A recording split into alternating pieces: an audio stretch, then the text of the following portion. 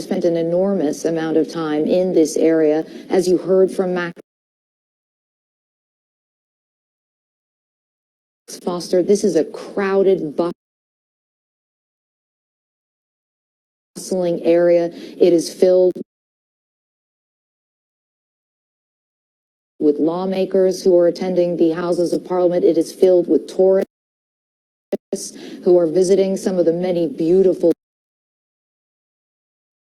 sites that London has to offer. And of course, it is literally the seat of power of the United Kingdom. This is the beating heart of Britain's democracy. It is hard not to wonder at the symbolism of an attack like this. Now, there have been multiple attacks in the United Kingdom. Of course, most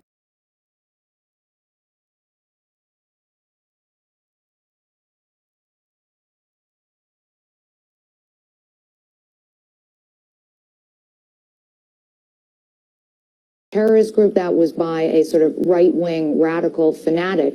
And at this stage, of course, we have no idea who has perpetrated this attack, what might be the motivation behind it. But I can tell you, regardless of who is responsible or what drove this attack, this certainly is putting a real fear into the hearts of British people, because although everyone in the United Kingdom understands that there is an elevated threat, that we do live in dangerous times, as I said before, this is the center of London. This is the seat of power. This is a bustling area. You can see all of those red double-decker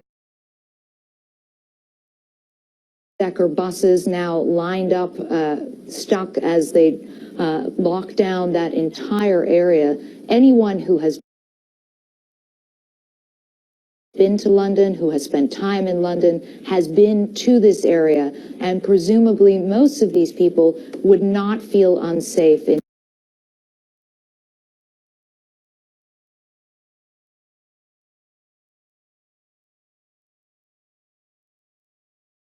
another incident, possibly the same, possibly separate. We're still trying to put together the many pieces of this puzzle. It really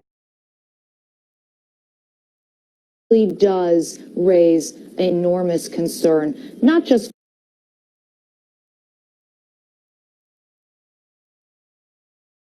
for Britons, not just for people who spend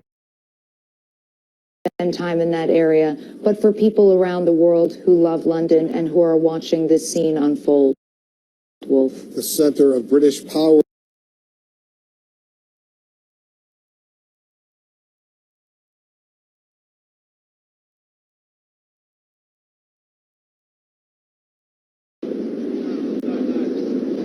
Wolf, the police have moved us back, I would say, about 50 to 100 yards back from the position that we were in.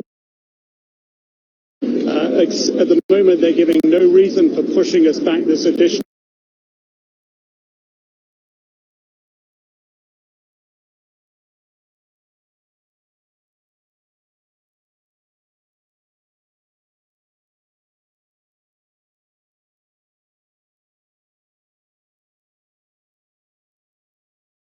towards Westminster Bridge, where you've had another camera looking towards the activities there, the police vehicles there, the ambulances that are there. There's still a helicopter circling overhead.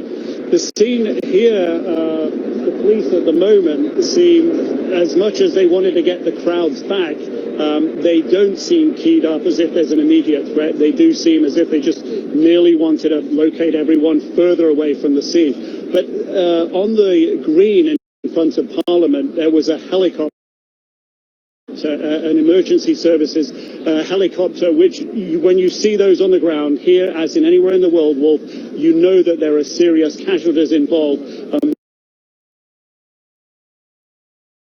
What's perhaps very telling here is that helicopter remains on the ground.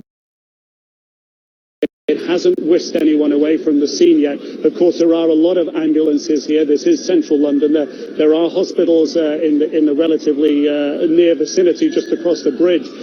But at the moment, this is very much a developing situation. The police, and I hear more sirens coming this way. The police at the moment maintain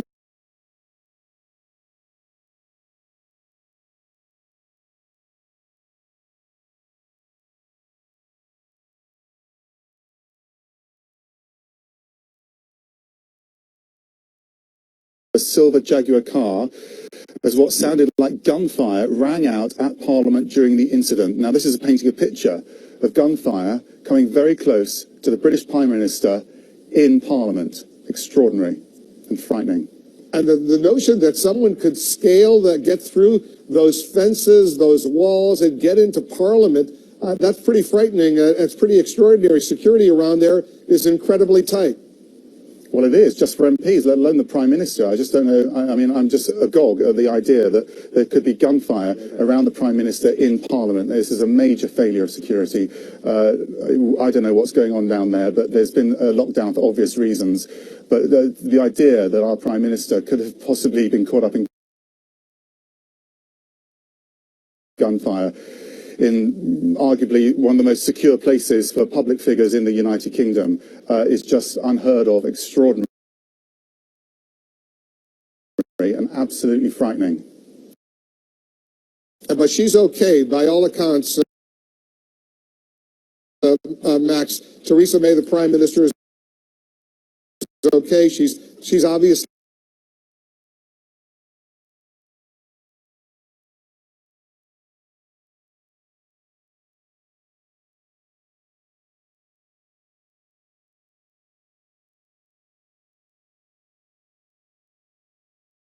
Seriously, the British authorities are taking this.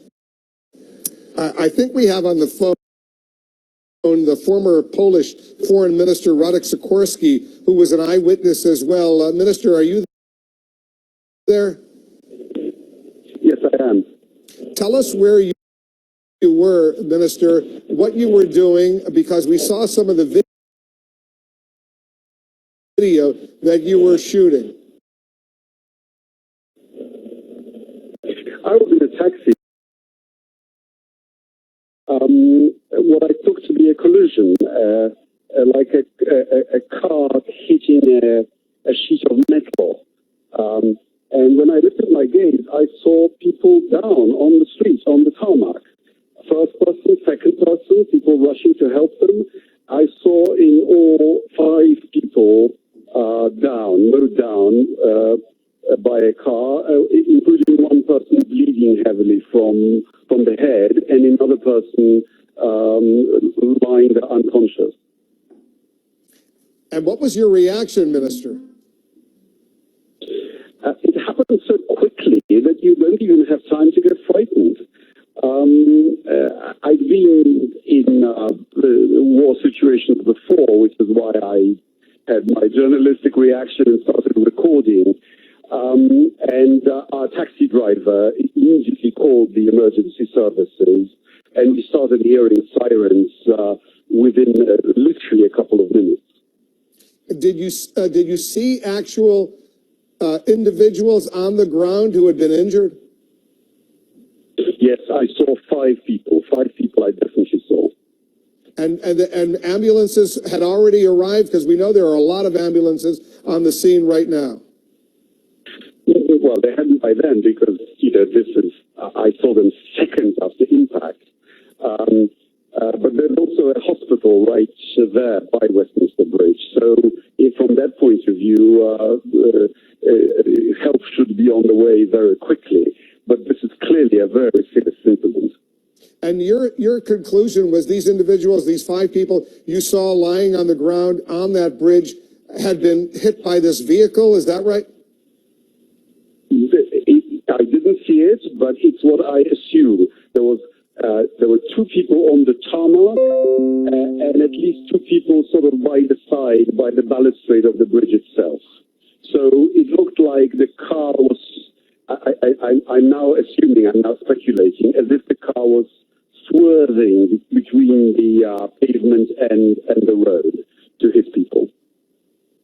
I want to just thank you, Radek Sikorski, the former Polish foreign minister, who was on the scene and saw 5 individuals lying on that bridge, presumably the result of this vehicle just driving along that bridge, hitting people as it was moving closer and closer towards the Parliament. We also have been told that the President of the United States, President Trump, has been briefed by his National Security Advisor, General H.R. McMaster.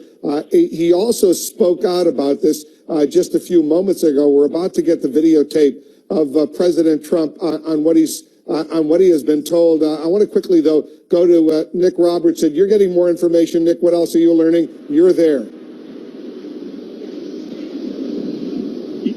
Yeah, Wolf, hearing the description of what happened and the Prime Minister being whisked away from the scene. We just moved back a little bit here at the moment, Wolf. But what we saw, what I was able to see, as we're walking fast, what we were able to see at the back of Downing Street was additional security. Downing Street, of course, where the Prime Minister lives when she's in London, additional security around the street where she lives. The police members we saw outside there, armed police members, that is not normal. So clearly, additional security placed around the Prime Minister's residence at this time, Wolf. And so the police are now moving you again, Nick, is that right? Wolf, we're being moved back. It is a fluid situation. There is a new police line being established even further back here. So we just coming up to that line right now, coming under line. Again, not clear, Wolf, why we're being moved back again. Back to you, Wolf. All right, I want to go to the videotape. I just got this videotape. This is President Trump. He has been briefed by Lieutenant General McMaster, his National Security Advisor. Having some big news having to do with London, but it just happened. Well, thank you very much. Appreciate you being here. It's a great honor. All right, well, that's it. That's what he said. Something has happened in London. He has been briefed, but information still very, very sketchy as we're watching this unfold. Clarissa Ward is with me. Steve Hall, our national security contributor, is with me as well, formerly of the CIA. Clarissa, you know this area. You studied. You went to school in this area. So you see these images. And it's pretty extraordinary. It is extraordinary because we all understand that we live in dangerous times and we all understand that threats are elevated. But this is one of the most bustling areas of London. It's where Westminster Abbey is, which is where I went to school, just next to Westminster Abbey. It's full of students. It's full of tourists. It's full of lawmakers and politicians. This is the seat of power in the United Kingdom. So this is an incredibly busy, thriving, important place in London. And to see it under lockdown like that is certainly very striking. We're hearing from the Metropolitan Police that they are expanding the area, that they're asking people now to avoid not just the immediate area around the Houses of Parliament, but also Whitehall, Westminster Bridge, Lambeth Bridge, the Embankment. I know those names don't necessarily mean a lot to some of our viewers, but this is a large area that they are now asking people to push back away from. And perhaps most tellingly, the Met Police are saying, listen, we are treating this as a terrorist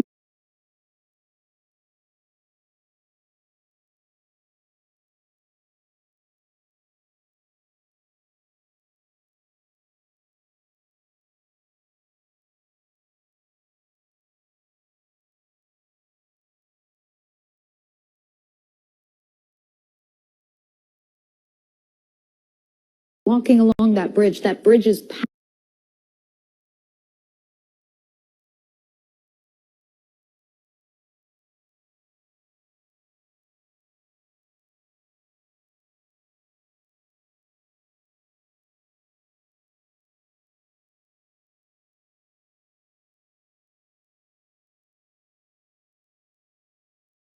We've seen reports that you just heard from the former Polish foreign minister, Radek Sikorski, of at least 5 individuals lying on the ground on that bridge. And now that we're...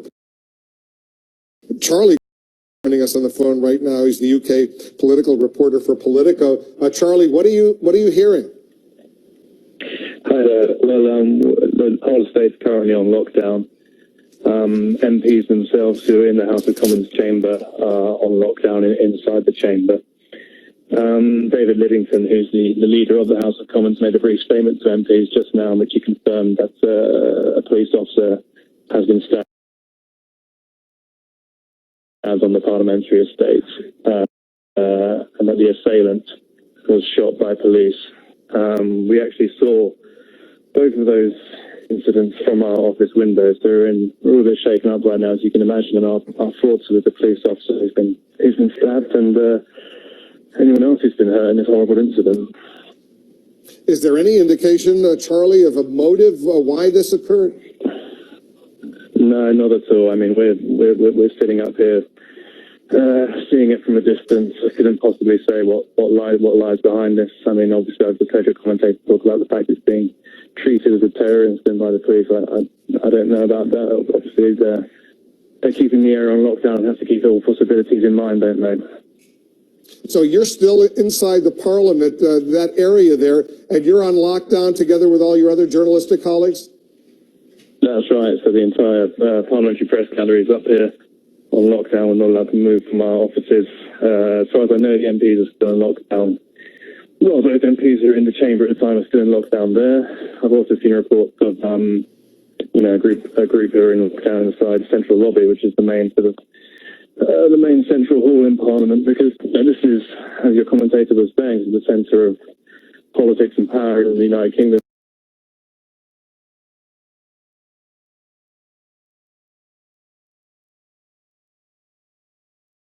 It's an incredibly busy area full of ministers, MPs, journalists.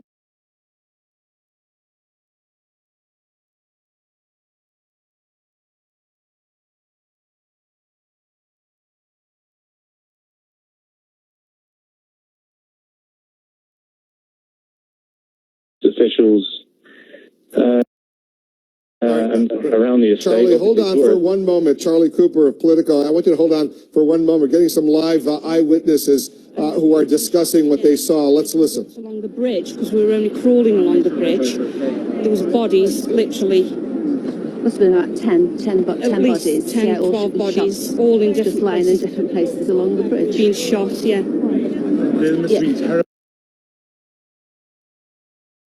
It was horrendous, absolutely horrendous.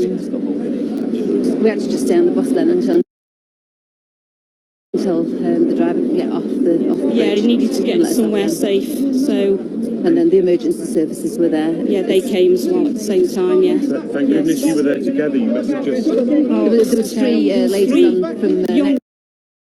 It's very, very early at this stage to know exactly what's happened. I think the assumption is, given where the attack has happened, that this is a terrorist incident. But at the moment, I think the information is very unclear. So I think what we've been told is that there was an officer has been stabbed. The officers have then shot the individual. I think it's an incredibly challenging area to police and keep safe, because the House of Commons and the House of Lords have multiple entry and exit points for Lords and MP members of Parliament. In addition to that, it's a